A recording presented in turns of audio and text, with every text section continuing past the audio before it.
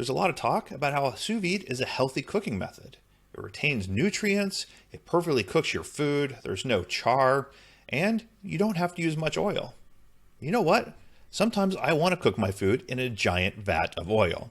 If you want to know how to use your deep fryer with sous vide, I'm going to talk all about that coming up next.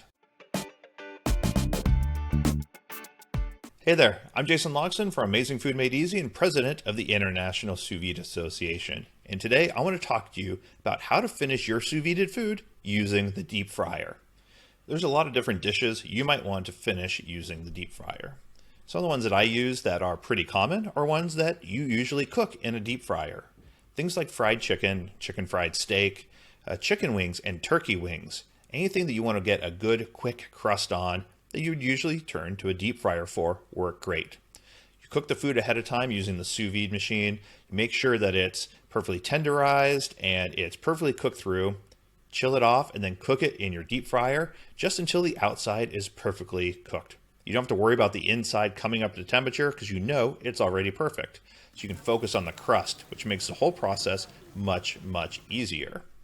There's also a lot of things you can cook that you would usually not deep fry. One of my favorite things is sous videing a ribeye steak, then finishing it in the deep fryer. It's going to render all that fat. It's going to get a great even crust all the way around the outside, and it tastes amazing.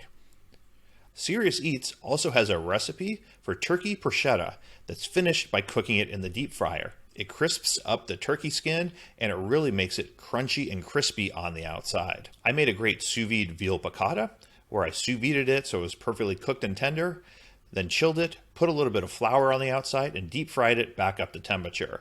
The flour got a nice crust on the outside and it added just an amazing crispiness and crunch all the way around it, which was perfect. So there's a lot of dishes you might want to turn to your deep fryer to finish, and the actual process is similar to most of the other sous vide searing methods.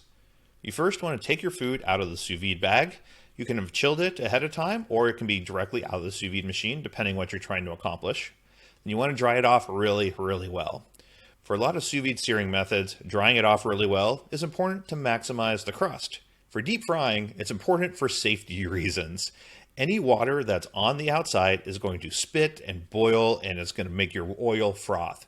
So you want it to be as dried off as you can, mainly for safety reasons. It will give you a better crust as well, but you don't want this spitting oil all over your kitchen.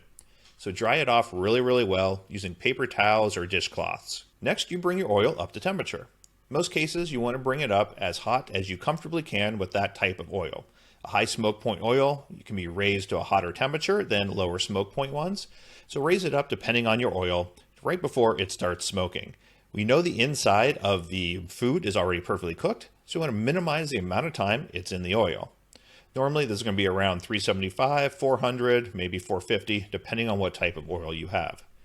So heat your oil, then you put your sous vide food into the oil. Once the oil has been heated, if you want to add a crust to your food, you can add a coating or any sort of crust that you want, then put it into the oil. You just need to cook it long enough for the crust to turn brown, for the outside to look beautiful and ready to go. You don't have to worry about the inside at this point. Pull it out of the deep fryer and it's ready to be eaten and enjoyed. So now you know how to combine the great browning power of your deep fryer with the tenderizing power of your sous vide machine. Till next time, I'm Jason Logston.